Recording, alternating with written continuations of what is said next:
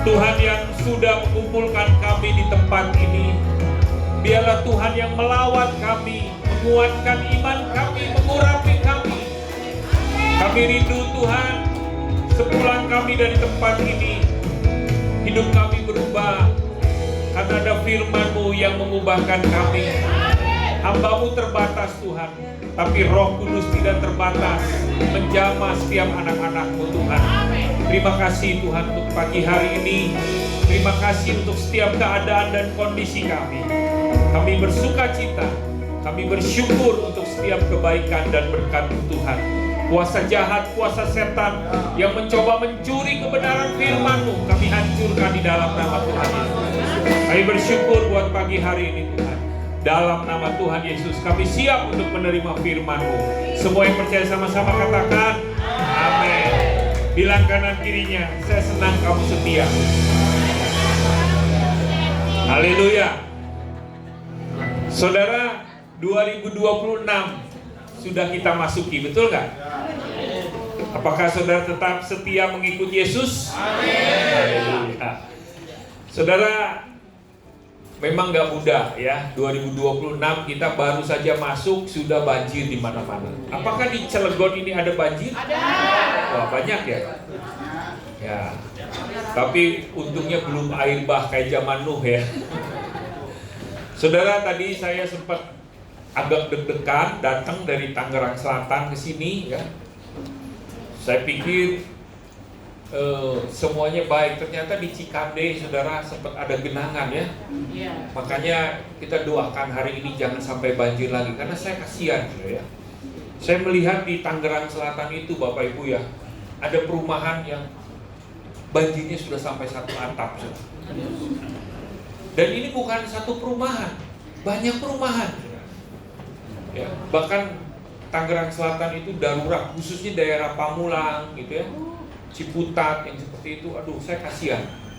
Mungkin kami yang di BSD daerah kayak saya di BSD Alam Sutra itu agak tinggi, sungai itu di bawah. Tapi ada beberapa yang sungai itu di atas. Ketika sungai di atas meluber ya. Dan itu satu hal yang ya kita kebayang ya, beli kulkas lagi, beli apa lagi saudara, kasur ya. Wah, itu makanya kita prihatin dan kita berdoa hari ini supaya jangan hujan. Kemarin saya berdoa Sabtu, Tuhan jangan sampai hujan lagi. Karena malam saya kemarin pelayanan di GKI saudara, malam Natal. Jadi Natal ini luar biasa ya. Karena Tuhan kita ini kan raja di atas segala raja. Kalau orang lain ulang tahun hanya sehari, betul nggak? Kalau Tuhan Yesus ulang tahun sampai akhir Januari, saudara. Ya, betul nggak? Karena Dia adalah Tuhan di atas segala. Saya kemarin khotbah di GKI Serpong, saudara, malam Natal persekutuan warga Batam ya. Saya berdoa Tuhan jangan sampai hujan. Tuhan jawab, cerah kemarin. Hari ini juga doakan, saudara. Karena kalau ini hujan, tadi saya lihat Cikande itu saudara udah penuh lagi. Ya bisa-bisa saya nggak pulang kayak dulu kasus kejadian pernah gitu kan, pernah kan? Nah, jadi kita berdoa, cukuplah Tuhan, hari Jumat tadi cerita Ibu Mini juga mertuanya sampai terjebak, ya, maksudnya nggak bisa pulang gara-gara memang betul anak saya juga begitu, ya, hari Jumat. Nah, makanya kita bersyukur kalau saudara bisa beribadah. Ini mujizat loh. Amin. Betul nggak? Cuaca ekstrim begini tapi saudara setia. Amin. Nah, hari ini Bapak Ibu saya mau menyampaikan tentang firman Tuhan tentang panjang sabar. Kenapa sabar itu harus panjang? Bukan pas sabar loh ya. Hari ini dia nggak bisa, ya. Nggak bisa berjoin tempat ini. Karena sabar itu sering sekali identik dengan nafas. Kalau orang pendek atau kalau bahasa sehari-hari namanya sumbu pendek ya, nafasnya pendek juga, betul nggak?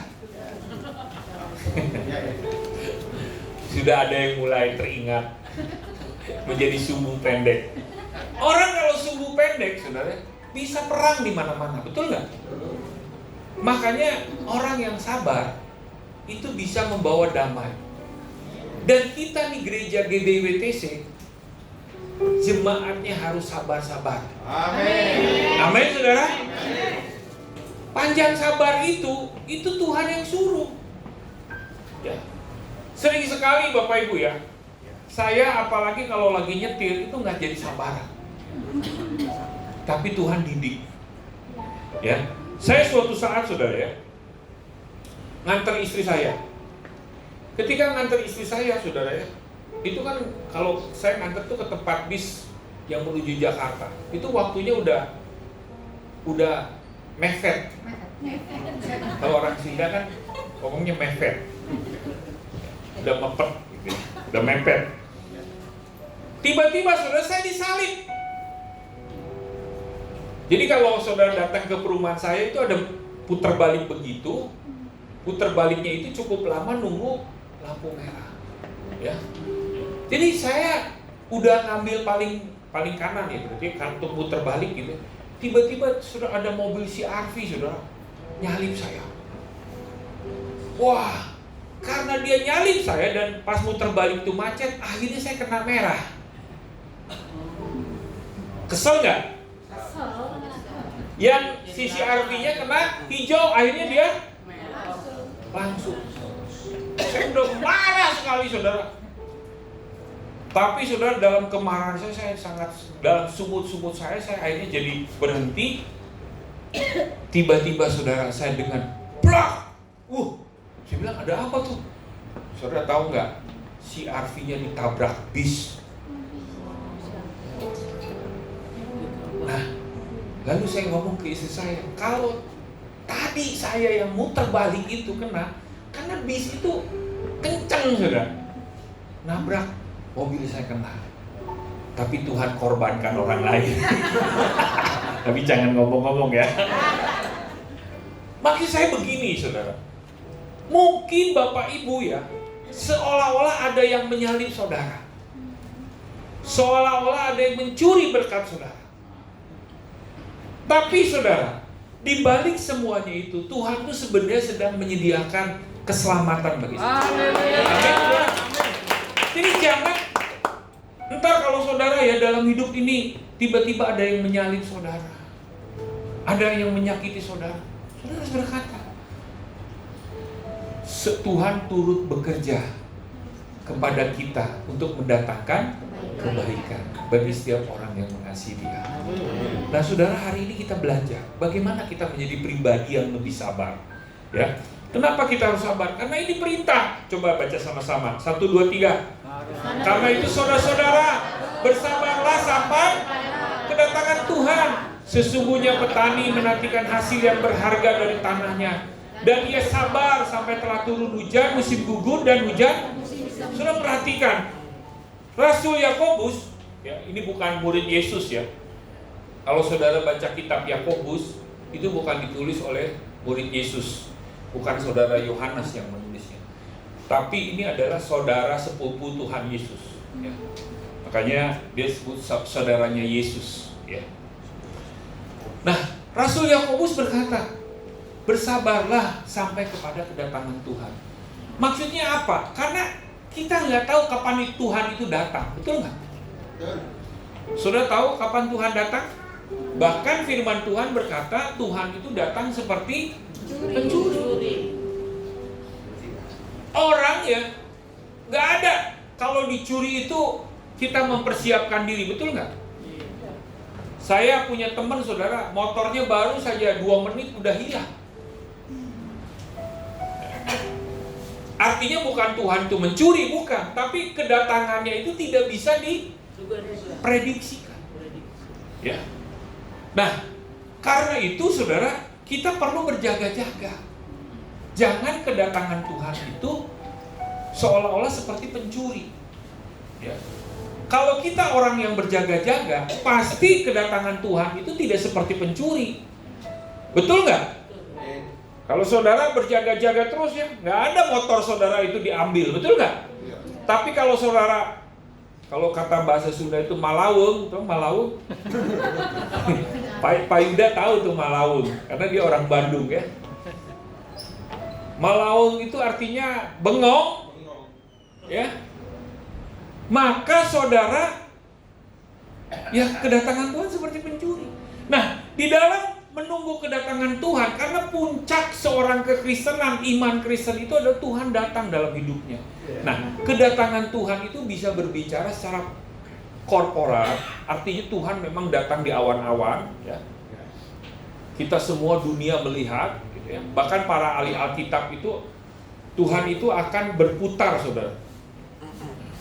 Menggenapi firman-Nya, dia berputar sehingga seluruh dunia akan melihat, ya, kedatangan Tuhan Yesus itu. Karena kan nggak mungkin kita misalkan di Indonesia, karena kedatangan Yesus itu akan menjejakkan kakinya di Israel, di Bukit Zaitun. Jadi sebelum dia menjejakkan kakinya di Israel, saudara, dia akan berputar dulu, ya, sampai akhirnya dia menjejakkan kaki di Yerusalem. Nah, tapi itu kedatangan secara korporat. Ada kedatangan secara personal, artinya kita dijemput, Bapak Ibu. Artinya kita mengakhiri hidup kita di dunia ini. Artinya saudara harus sabar sampai engkau selesai menyelesaikan tugas-tugasmu. Nah, Bapak Ibu ya, saya ini kadang kalau melayani ibadah tutup peti, saudara tahu ibadah tutup peti itu seperti apa?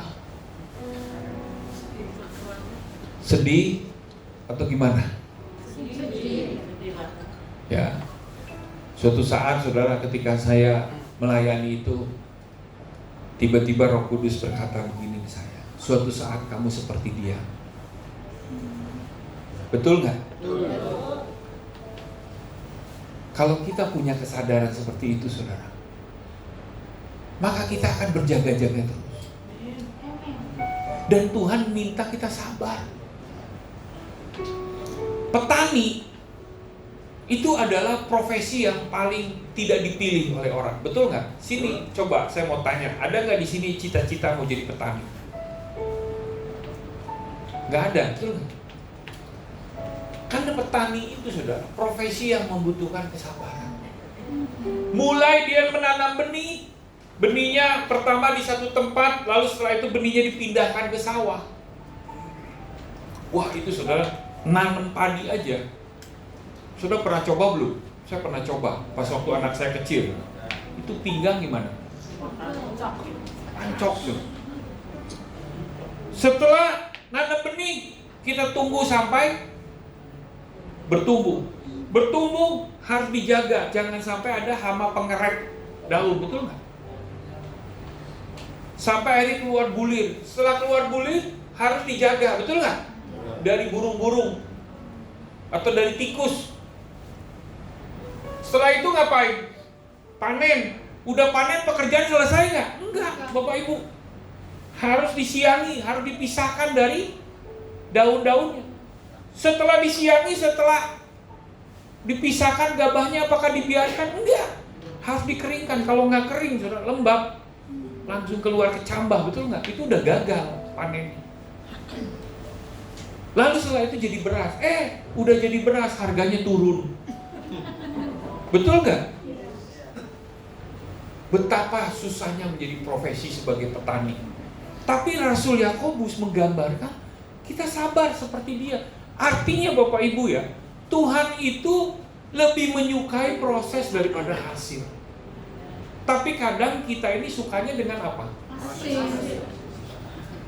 Kan kalau kita punya anak, lihatnya nilainya gede, betul nggak? Wah, puji Tuhan, 100. Tapi ketika ditanya anak kita, ini dapatnya dari mana? Bengong. Enggak, saya cuma nyontek dari sebelah. Sering sekali kita tertipu dengan hasil, betul nggak? Tapi Tuhan suka dengan proses.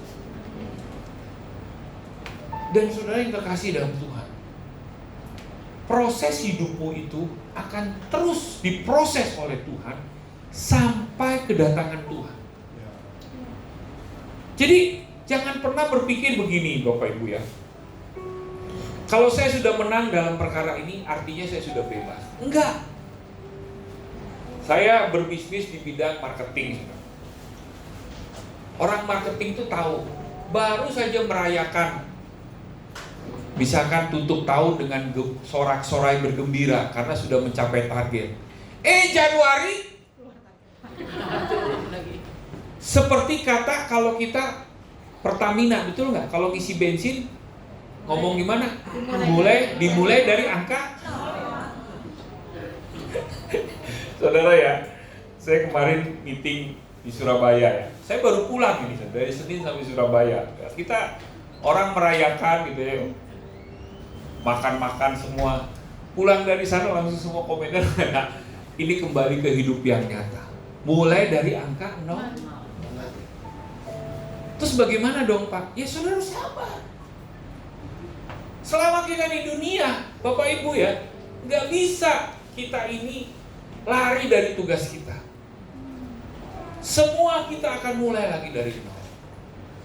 Bahkan gereja ini juga kan Januari mulai lagi dari 0 ya Pak ya. Mulai lagi. Kemarin kan baru perayaan Natal kan. Seru nggak Natalnya? Seru. Tapi jangan lupa, setelah itu Januari mulai dari mulai dari 0 lagi. Nah, jadi hari ini kita belajar bagaimana kita supaya sabar. Yang pertama, saudara harus sabar dalam membangun hubungan dengan sesama. Manusia itu makhluk sosial, betul nggak? Di dalam Kejadian pasal 2, ketika Adam diciptakan dan dia sendiri, lalu Tuhan berfirman kepada Adam, tidak baik manusia itu seorang diri. Jadi kalau saudara mulai memisahkan diri dari kumpulan, itu aneh. Saudara ya, kita ini mau suka mau nggak suka, tetapi tempat yang terbaik di dalam kehidupan manusia itu adalah dia harus bergaul dengan sesama. Di Jepang, saudara, saya lupa namanya itu ya. Ada satu di mana satu penyakit jiwa, orang itu mulai mengurung diri, dia tidak pergi kemana-mana, lalu sampai mati baru ketahuan. Saudara jangan seperti itu. Saudara, Tuhan tetapkan adalah menjadi pribadi yang memang saudara harus bergaul. Saudara harus berinteraksi dengan manusia. Karena firman Tuhan berkata, tidak baik manusia itu seorang diri saja. Nah, ada satu orang yang pernah ngomong di media sosial berkata begini, ada nggak ya satu gereja, di mana gereja itu gak usah tanya-tanya saya, pokoknya saya ibadah pulang saja. Ketika gereja itu menerapkan itu, maka gereja itu sebenarnya sudah melanggar firman Tuhan. Karena fungsi gereja itu adalah melakukan amanat agung, betul nggak? Amanat agung Tuhan Yesus berkata apa? Jadikanlah semua bangsa muridku dan baptislah mereka di dalam nama Bapa, Putra, dan Roh Kudus. Yesus selama memuridkan dengan anak-anak, dengan murid-muridnya, dia berinteraksi dengan murid-muridnya.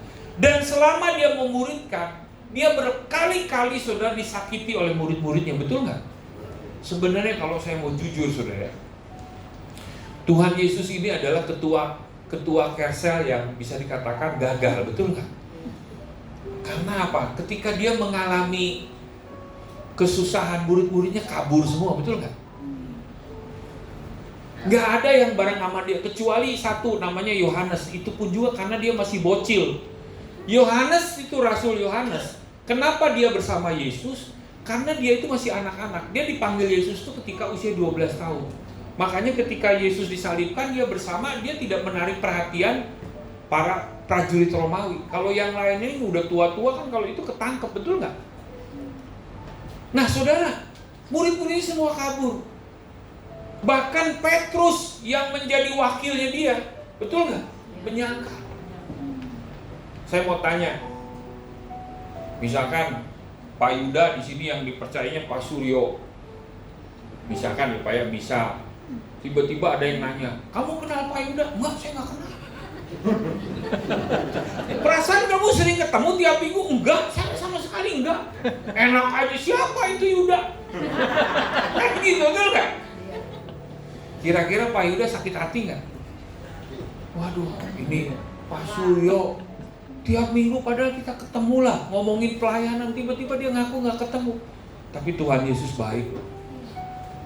Ketika Yesus menyangkal di dalam kitab Yohanes, Injil Yohanes, ketika Petrus kembali lagi ke pekerjaannya mencari ikan, Yesus mencari Petrus, betul nggak? Artinya apa? Yesus mengampuni Petrus, betul nggak? Makanya Rasul Paulus berkata di dalam kitab Kolose pasal 3 ayat 13, coba baca sama-sama 1, 2, 3. Sabarlah kamu seorang dan ampunilah seorang akan yang lain apabila yang seorang menaruh dendam terhadap yang lain. Sama seperti Tuhan telah mengampuni kamu, kamu perbuatlah juga demikian. Saya mau tanya, mengampuni itu gampang apa gampang? Mengampuni itu gampang atau mudah? Susah ya Bu ya? Waduh. Saudara, tapi ini kata firman Tuhan, betul nggak? Jangan menaruh dendam. Saudara ya, kalau saya membaca Tuhan Yesus, jujur kalau saya jadi ketua Kelsel, amit-amit saya mendatangi lagi itu orang. Orang nggak dikenal. Tapi Tuhan Yesus memberikan satu teladan, betul nggak? Dia cari murid-muridnya, dia doakan murid-muridnya. Saya belajar Bapak Ibu ya, selama saya menjadi hamba Tuhan pendeta, Tuhan itu menaruh di dalam pelayanan saya, kadang, bukan kadang ya, bahkan selalu orang-orang yang nyebelin, orang yang suka melawan. Tapi puji Tuhan di sini nggak ada. Amin. Orang yang suka banyak janji tapi kelihatannya komitmen, taunya komat kamit. Kalau ditanya, kita ketemu ya dok, siap. Pas hari H-nya, jam H-nya, jam J-nya, tapi puji Tuhan di sini nggak ada. Nggak ada. Amin, saudara. Ini kan saya cerita di WTC Pusat, di WTC Cilegon, nggak ada satu. Bukan saya yang jawab loh. Tapi saya di situ belajar mengampuni, belajar mendoakan dia. Ada orang yang marah kepada saya tetap rangkul, saya tetap doakan. Ya. Bahkan kenapa Tuhan itu taruh orang-orang tersebut di dalam diri kita? Supaya kita mengerti apa itu namanya mengampuni. Jangan suka lagunya kan gampang. Mengampuni lebih sungguh. Enak ya lagunya ya? Pakai nangis nggak? Nangis. Tapi kalau orang Batak itu ya, malam tahun baru itu ada namanya mandok hatta. Jadi saya dulu dengan papi mami saya itu malam curhat-curhatan sambil malam marah-marah. Tapi setelah itu mengampuni. Tapi saya melihat setelah itu juga nggak ada perubahan. Balik lagi. Ada nggak yang begitu? Banyak, Pak. Puji Tuhan di sini belum ada. Tapi saya belajar Bapak Ibu ya. Bagaimanapun kita disakiti, tapi saat yang tepat itulah kita mengampuni. Gak mudah, tapi bisa karena kita punya Roh Kudus. Anggota Kersel kita, saudara, mungkin dia menyakiti kita, mengkritik kita. Pak Immanuel, di pusat itu ada 150 pengerja. Ada 50 ketua Kersel. Kadang saya aja lupa ngucapin selamat ulang tahun. Marah, Pak Immanuel ini lupa saya ulang tahun ya. Ya memang jujur saya lupa juga ya, tapi jangan ngomong-ngomong ya. Kita mungkin terlalu sibuk, kita mungkin kurang perhatian kita. Tapi saudara, hari ini saya berkata, ayo apapun yang terjadi hari ini di Kersel, di gereja ini saudara, belajar kita mengampuni. Amin. Sabar, amin. Tepuk tangan dulu dong buat Tuhan ini. Mau gak sabar? Bukan pas sabar ya, ada pas sabar. Tapi saudara, sabar itu saudara membuat engkau berubah. Amin. Saya ini orang yang tidak sabar. Saking tidak sabarnya saudara, istri saya itu selalu ngomong ke saya 3 kali, sabar. Dari lembut sampai keras. Anak saya ngomong dari sabar jadi sibir. Kenapa jadi sibir? Ya karena papi gak sabar. Ayo kita sama-sama belajar. Saudara ya, kalau engkau penuh kasih Kristus, hidup kita saudara lebih sabar lagi. Amin. Ya, wah ini amennya bapak-bapak kencang, kita lihat nih, kita beri semangat. Ya, istrinya, puji Tuhan, suami saya ngomong amin. Ntar pulang dari tempat ini teruji ya.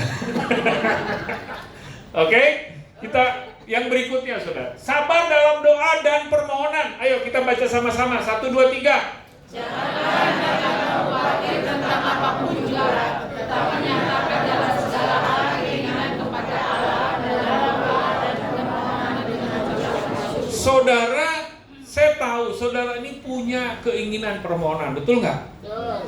Saya mau tanya, siapa di sini yang pengen tahun ini dapat rumah? Angkat tangan dong, supaya malaikat foto. Siapa yang pengen kendaraan baru? Siapa yang ingin pekerjaan baru? Waduh, semuanya angkat tangan. Gak apa-apa. Siapa yang ingin gereja baru? Ya. Pengen gedung baru kata Pak Yuda. Aduh Pak, saya pengennya. Mau ya? Waduh, kita doa dong. Tapi Tuhan minta kita sabar. Janganlah hendaknya khawatir tentang apapun juga, tetapi nyatakanlah dalam segala hal keinginanmu dalam doa dan ucapan. Saudara ya, kan kalau kita perhatikan hari ini kan semuanya serba instan, betul nggak? Iya, betul. Saya tuh melihat ya, wajah saya ini kan kadang ya namanya laki-laki lah, nggak terlalu mulus-mulus amat. Suatu saat saya pakai zoom sudah. Zoom saya itu pakai apa tuh? Kayak tab tapi white. Terus saya liatin di situ ternyata ada menu apa? Jadi kelihatan lebih ganteng gitu. Terus saya ngomong ke istri saya, ini kayaknya papi kok kelihatan ganteng ya di sini. Banyak orang tertipu, betul nggak? Tipu daya kamera itu namanya. Orang pengen cepat kelihatan cantik, kelihatan langsing, pengen kelihatan lebih cepat dapetin sesuatu, serba instan. Makanya ada orang ya ikut program gimana supaya lebih kurus cepat, disedot lemak, pulang-pulang meninggal. Pernah kan? Kasusnya begitu kan? Dia nggak mau susah-susah. Kopi memang bisa instan, tapi tubuh nggak bisa instan supaya jadi lebih kurus. Semua harus ada bayar harga, betul nggak? Di dalam pekerjaan bisnis apapun juga, saudara, itu nggak bisa kita itu instan. Semuanya ada proses. Nah, Tuhan mau kita selalu berdoa untuk setiap pergumulan kita. Nah, saya melihat khususnya untuk generasi yang memang lahir di tahun 1980 ke atas, atau kita kenal sebagai generasi Y, milenial, dan generasi Gen Z ya, di atas tahun 2000. Itu karena mereka hidup dengan teknologi di mana semuanya serba cepat. Akibatnya sering sekali mereka mengambil keputusan yang cepat, sehingga mereka mengalami kesulitan dalam hal keuangan. Pengen cepet-cepet ke Jepang, karena lihat tetangga sebelah udah pergi ke Jepang, lagi senyum-senyum di Jepang. Aduh, saya pengen ke Jepang deh, saya langsung pay later. Saudara tahu nggak, kemarin ada laporan pay later di Indonesia sudah 94 triliun. Keluar iPhone 17 langsung rame-rame. iPhone 7, saya suka heran ya, iPhone 17 tuh mahal loh, 30 juta, tapi orang rela antri loh. Saya pas waktu ke SMS ya, lihat orang antri iPhone 17, sampai saya ngomong ke anak saya, itu kok beli iPhone 17 udah kayak beli apa aja ya. Lalu anak saya cerita, itu semua pay later Pi. Emang berapa? Bisa 3 tahun cicil. Hanya demi gengsi. Oke. Bukan saya sombong ya, HP saya sudah 6 tahun gak ganti loh, saudara.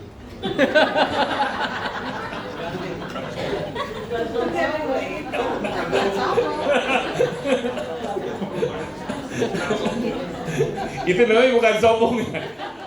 Maksud saya begini Bapak Ibu ya, cobalah dalam hal sesuatu itu kita doakan. Jangan Bapak Ibu ya, kesulitan keuangan karena saudara ingin cepat-cepat dapat kredit motor, kredit mobil cepat-cepat, akhirnya di tengah jalan dihadang oleh Matel. Tahu Matel? Apa? Mata elang. Karena sudah nunggak, tiba-tiba didatengin orang, belum bayar. Kan kasihan, betul nggak? Saya punya temen ya dulu ya, setiap kali itu sering hilang di tempat. Saya bilang, ini kenapa sih ini tuh hilang terus ya di kantor? Ternyata saudara, dia dicari-cari debt collector. Kita ya kalau dicari debt collector, istri saya cerita, banyak teman-temannya yang stres, tapi bukan karena pekerjaan, stres karena cicilan. Saudara ya, kalau orang terlalu banyak cicilan panci lah, cicilan kompor lah, saudara nggak bisa fokus masak, betul nggak? Saudara jangan istilahnya sabar, kalau kompornya masih susah dinyalain, tunggulah, nabung dulu, betul nggak? Pancinya Pak kurang gede, emang segede apa sih? Ayo saudara, saya minta ya, 2026 ini penting kita ini sabar. Kalau saudara punya permohonan dan doakan sampai waktunya tiba, Tuhan kasih. Jangan saudara istilahnya begini ya, apalagi kalau cicilan motor itu ya, saudara harus hati-hati. Itu bunganya saudara tahu nggak? itu bisa 100%.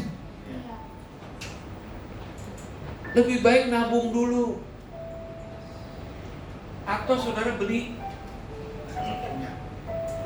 tes, waduh udah habis di baterainya karena terlalu banyak khotbah.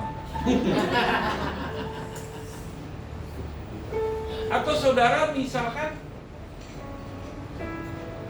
saudara tunda dulu.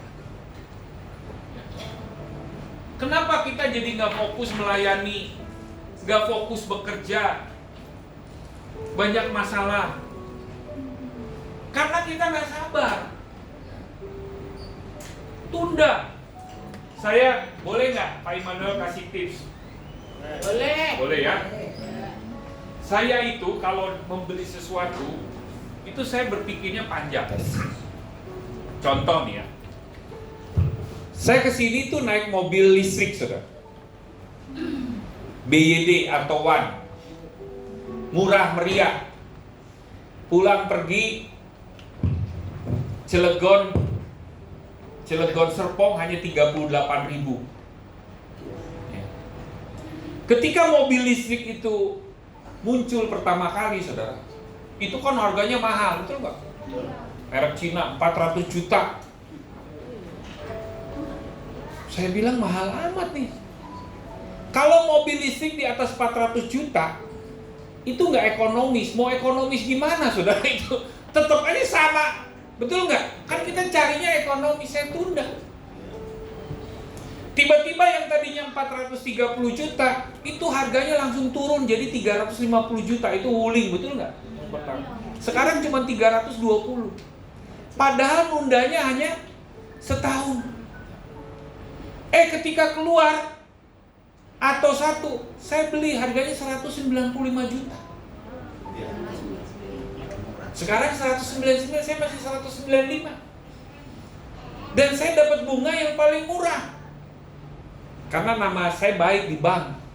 Jadi kalau saudara kredit mobil, itu kalau gunakan bank, itu lebih murah bunganya daripada gunakan leasing atau finance. Tapi bank itu bisa memberikan kredit kita dengan bunga murah kalau kita namanya baik. Ya. Jadi iseng-iseng berhadiah. Saya hitung-hitung dengan anak sama istri saya, kalau kita naik mobil pakai listrik, karena sekarang saya antar istri saya ke Jakarta pakai mobil listrik, nggak ada ganjil genap. Ternyata lebih murah hidup kita. Ya. Dan bisa ngecas di rumah, nggak usah tambah daya. Karena atoan, saya bukan promosi nih. Ya. Ternyata hidup saya menjadi lebih berbahagia. Karena apa? Saya tunda.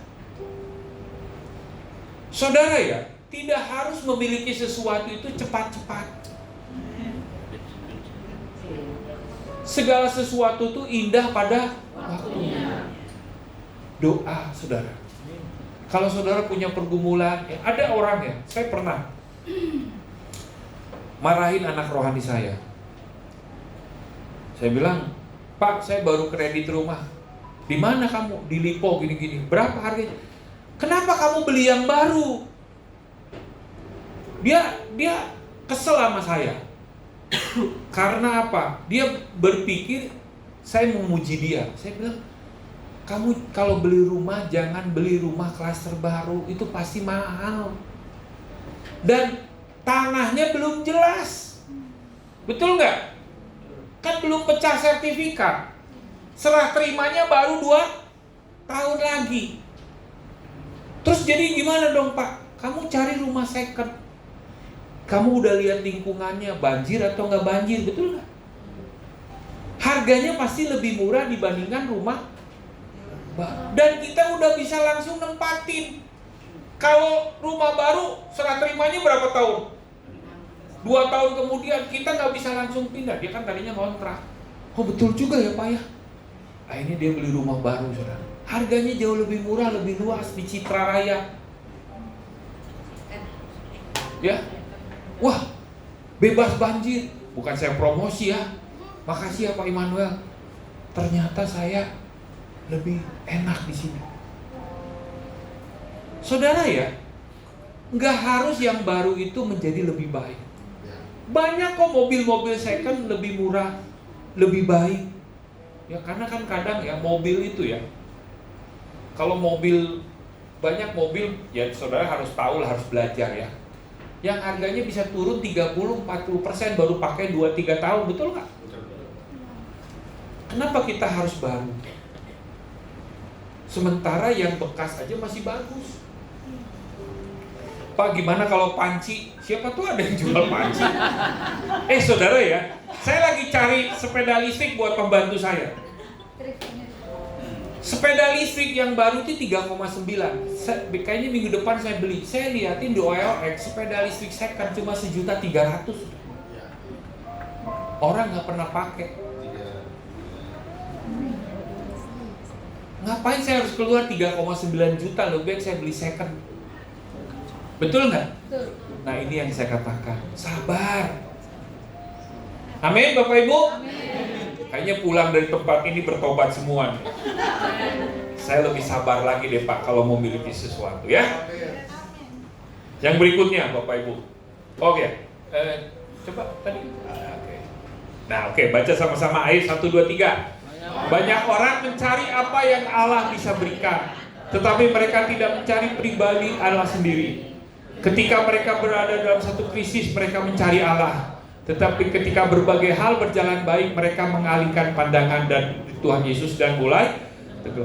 Sering sekali saudara, kalau kita ini cari Tuhan tuh lagi banyak masalah.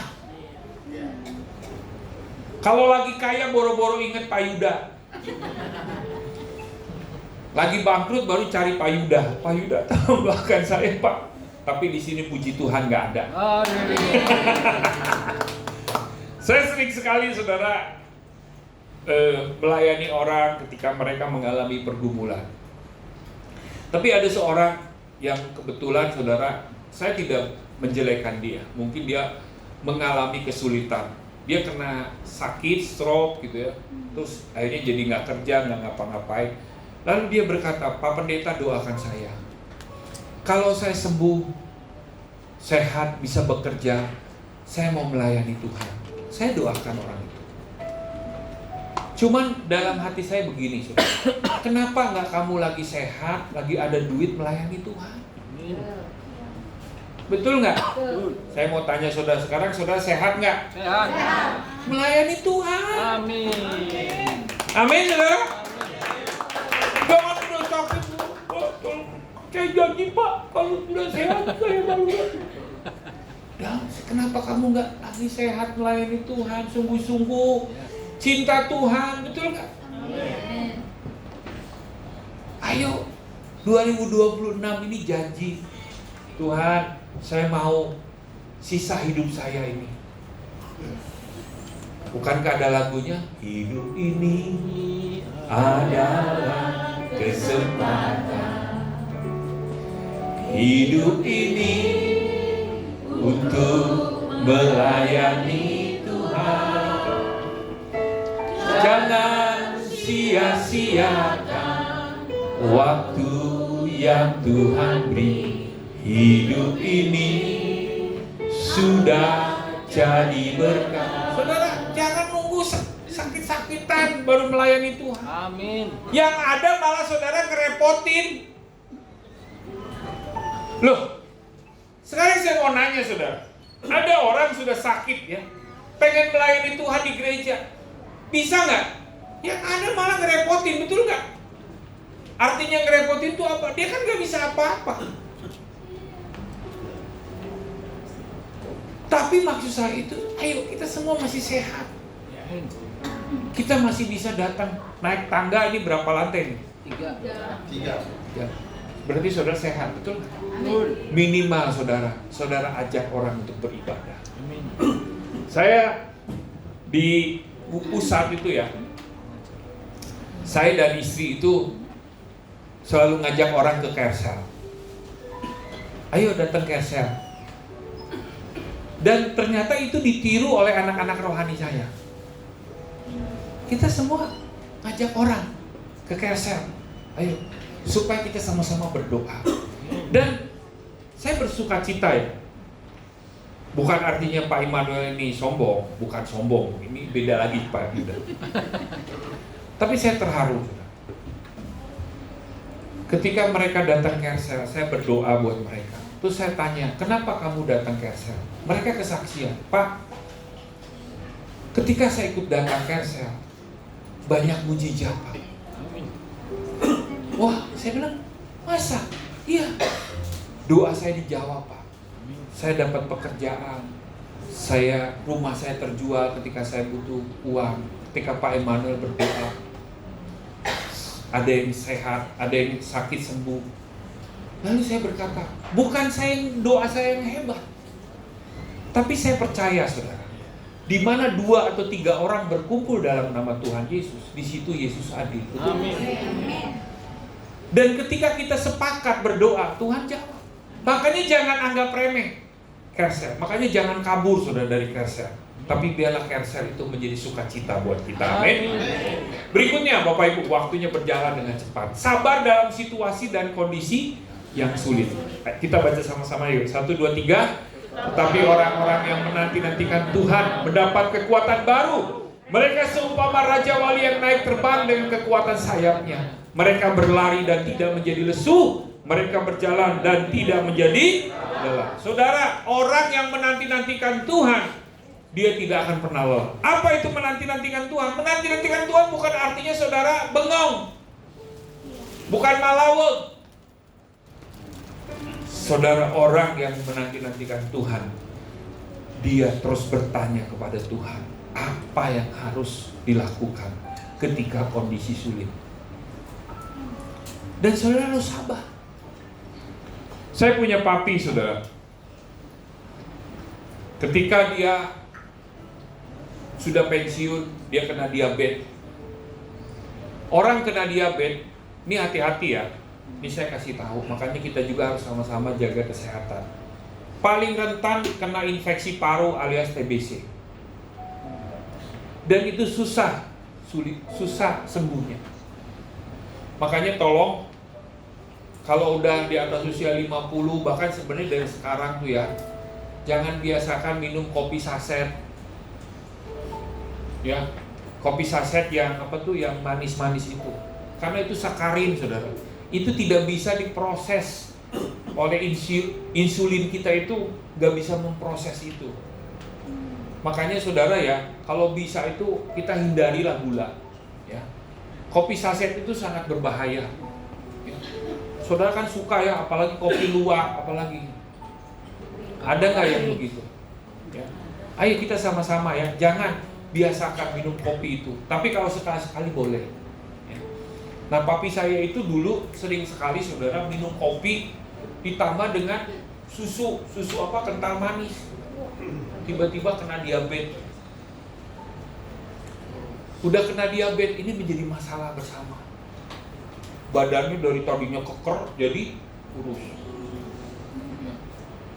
Udah kena diabetes, itu saudara paling gampang kena TBC. Jadi ada keluarga atau tetangganya kena TBC, itu paling nular. Karena virus TBC itu Bapak Ibu ya,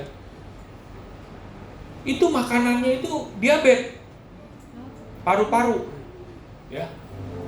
Jadi kalau lingkungannya kurang sehat dikit, itu pasti kena. Dan itu pengobatannya lama.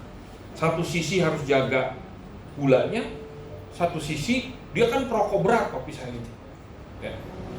Harus jaga paru-parunya. Singkat cerita, bertahun-tahun sudah gak sembuh-sembuh. Baru terakhir didiagnosa kanker paru. Jadi TBC yang terus menahun, ini bukan nakut-nakutin loh ya. Ini kan saya tahunya dari dokter. Yang tidak sembuh-sembuh, maka virusnya ini, makanya orang kalau kena TBC harus disiplin minum obat. Khususnya TBC paru. Kalau dia gak disiplin obat, itu bermutasi dia menjadi kanker paru, karena dia perokok berat. Yang merokok hari ini bertobat pulang dari sini. Amin. Yang amin hanya Pak Suryo, yang lain pada bengong. Amin, saudara. Amin. Nah, setelah dia kena kanker paru, saudara, itu suatu hal yang sulit. Tapi justru, saudara, ketika dia kena kanker paru itulah baru papi saya bertobat. Maksud saya begini, jangan kena kanker paru dulu baru bertobat. Lebih baik lagi sehat. Betul nggak? Amin Bapak Ibu. Amin. Nah, akhirnya saya melayani karena saya ini kan pendeta jemaat. Tapi saya juga pendeta buat papi saya. Saya doakan papi saya. Situasinya sulit, kita 4 bersaudara bisa saling menyalahkan. Akhirnya papi saya telayani, papi saya meninggal di pangkuan saya bisa melayani dia sampai hembusan nafas yang terakhir. Setelah itu apakah kondisinya membaik? Ya, puji Tuhan membaik sebentar. Tiba-tiba mami saya kena stroke 3 kali. Ya, 3 kali kena stroke sampai dia mengalami demensia. Ya, jadi orang kalau makin tua makin demensia, dia nggak tahu, dia mohon maaf nih, BAB lah di mana, kencing, kakak saya cerita, aduh gimana nih si mami, lagi di pesta tiba-tiba ngompol. Ya, saya katakan, mau dia ngompol maupun dia BAB, dia tetap mami kita. Dan otomatis saudara, kita semua kalau mau pergi saudara lebih repot lagi. Kita harus pikirkan mami kita gimana supaya kalau dia tiba-tiba kencing atau apa. Saudara yang terkasih dalam Tuhan, kondisi yang sulit itu, puji Tuhan kita sehati sepakat berdoa. Jangan berantem. Ya, saya ngomong ke kakak saya begini. Dulu kita kecil, ngompol juga kan, BAB juga kan. Siapa yang ngurus? Hanya mami 1, ngurus 4 anak. Kita 4 anak ngurus 1 mami. Kenapa berantem? Kan sama-sama 1. Ini ber4 loh. Ngurus 1. Saudara ya, saya tuh suka sedih kalau ada seorang anak lupa punya orang tua. Ya. Dan kita harus mengerti saudara, satu hal yang disukai oleh orang tua itu adalah kalau anak-anaknya ngumpul. Sekarang saya punya mami mertua. Saya ngomong ke istri saya, kita tinggal punya 1 orang tua. Kemarin kita ngumpul di Serpong, adik saya yang antar. Pulangnya saya bilang, biar kita yang antar. Kita cuti gak apa-apa. Mami gak boleh lagi naik kendaraan umum. Biar kita nganter. Walaupun kita lebih repot.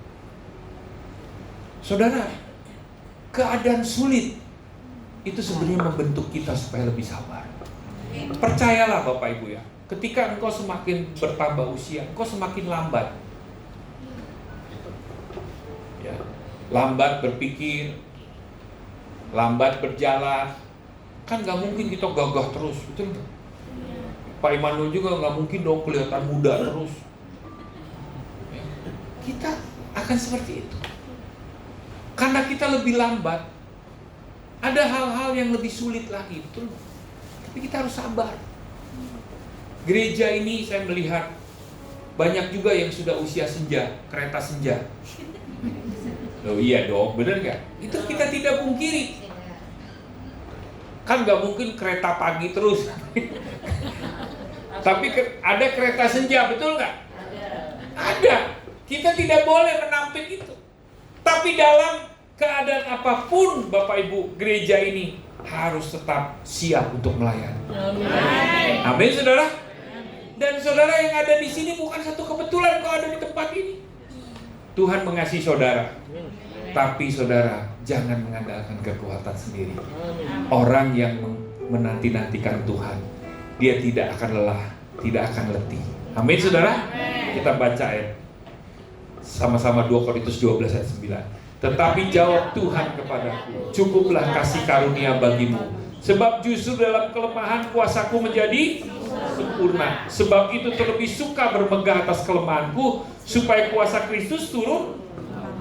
Saudara yang terkasih dalam Tuhan, Rasul Paulus adalah rasul yang luar biasa. Dia pernah diajak Tuhan sampai ke sorga, naik level 3. Dia ketemu dengan Tuhan. Dia mendoakan orang yang sakit jadi sembuh. Banyak mujizat yang dia lakukan. Bahkan sudah Alkitab mencatat, sapu tangan Paulus itu sudah bisa menyembuhkan. Bayangkan. Jadi Kisah Para Rasul mencatat sapu tangan Paulus itu ketinggalan. Ketika ketinggalan, saya nggak tahu itu namanya sapu tangan, buang ingus, apa betul nggak?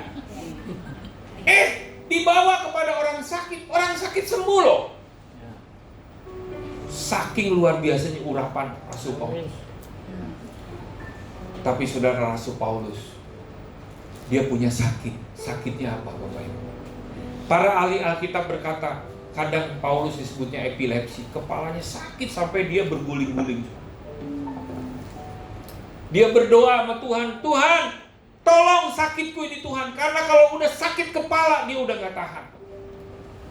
Tapi Tuhan berkata, justru ketika kamu lemah, kasih karunia Tuhan sempurna. Saudara, kita punya kelemahan, tapi justru ketika keadaan sulit itu, saya berdoa sama Tuhan, Tuhan berilah saya kasih karunia, supaya di dalam segala kelemahan saya, kuasa Tuhan bekerja sempurna. Amin. Saudara mau nggak kuasa Tuhan bekerja atas kita? Kalau engkau mau, engkau harus berkata, Tuhan saya nggak sanggup tanpa Tuhan. Saya lemah tanpa Tuhan. Gereja ini lemah tanpa Tuhan. Karena itu gereja ini butuh Tuhan. Amin Bapak Ibu. Karena itu saudara, ayo 2026 saudara fokus dengan Tuhan. Jangan ingat-ingat masa lalu. Coba baca sama-sama yuk Filipi 3:13-14. Saudara-saudara, aku sendiri tidak menganggap bahwa aku telah menangkapnya, tetapi ini yang kulakukan. Aku melupakan apa yang telah di belakangku dan mengarahkan diri kepada apa yang di hadapanku, dan berlari-lari kepada tujuan untuk memperoleh, yaitu panggilan sorgawi dari Allah dalam Kristus Yesus. Saudara, sorga memanggil kita. Saudara mau dipanggil sorga apa dipanggil neraka? Kalau saudara mau dipanggil sorga, lupakan masa lalu. Saudara, Tuhan gak suka dengan masa lalu kita. Tuhan suka masa depan kita. Iblis suka dengan masa lalu kita. Makanya dia suka memanggil-manggil kita supaya hidup di masa lalu. Tapi saudara, Tuhan memanggil kita supaya kita hidup di masa sekarang dan masa yang akan datang. Amin. Hidup ini adalah kesempatan buat kita. Amin. Supaya kita menggenapi sorga. Mari kita bangkit berdiri. Kita angkat lagu ini, hidup ini adalah kesempatan. Hidup ini adalah kesempatan. Hidup ini untuk melayani Tuhan. Jangan sia-siakan waktu yang Tuhan beri. Hidup ini harus jadi berkah. Sekali lagi katakan hidup ini. Hidup ini adalah kesempatan. Hidup ini untuk melayani Tuhan. Jangan sia-siakan apa yang Tuhan beri. Hidup ini harus jadi berkah. Angkat tangan, katakan, oh Tuhan, pakailah hidupku selagi aku masih kuat. Bila saatnya nanti ku tak berdaya lagi,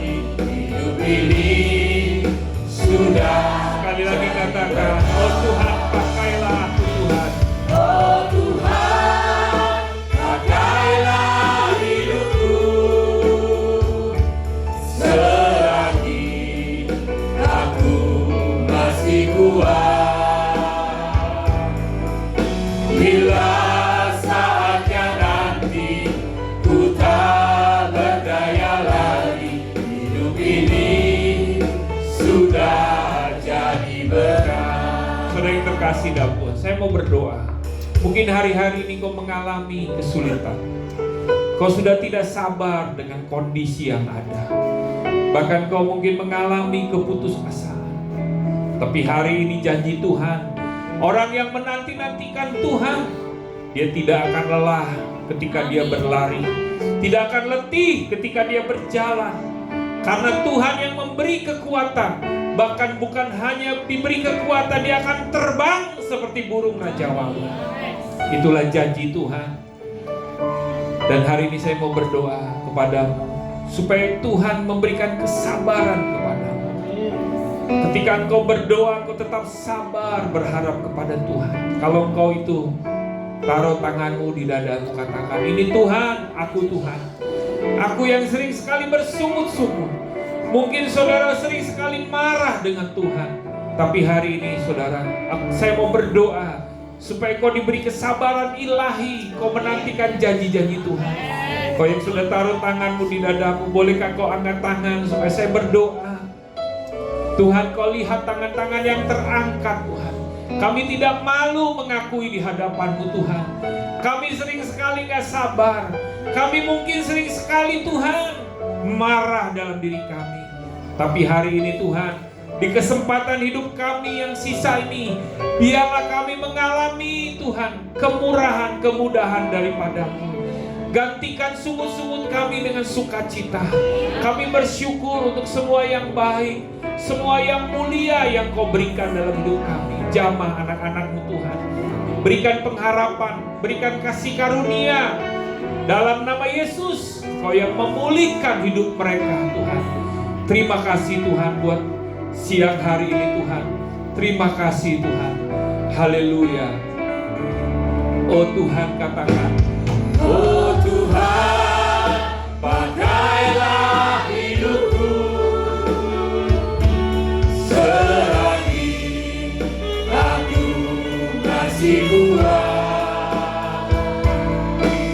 Bila saatnya nanti ku tak berdaya lagi, hidup ini sudah. Sekali lagi katakan dengan sungguh-sungguh, oh Tuhan. Oh Tuhan, pakailah hidupku,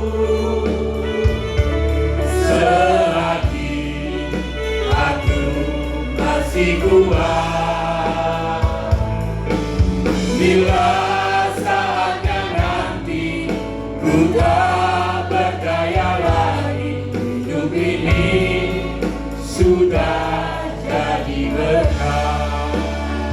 Mari angkat tangan. Terimalah berkat yang terbaik dari Bapa di sorga. Biarlah berkat yang terbaik turun atas hidupmu. Diberkatilah pekerjaanmu, diberkatilah keluargamu, diberkatilah usaha bisnis pelayananmu, dan biarlah cinta kasih dari Tuhan Yesus Kristus serta persekutuan yang manis daripada Roh Kudus menyertaimu mulai dari sekarang sampai selama-lamanya. Tuhan Yesus datang yang kedua kalinya. Semua yang percaya sama-sama katakan amin. Selamat hari Minggu. Tuhan Yesus memberkati kita semua.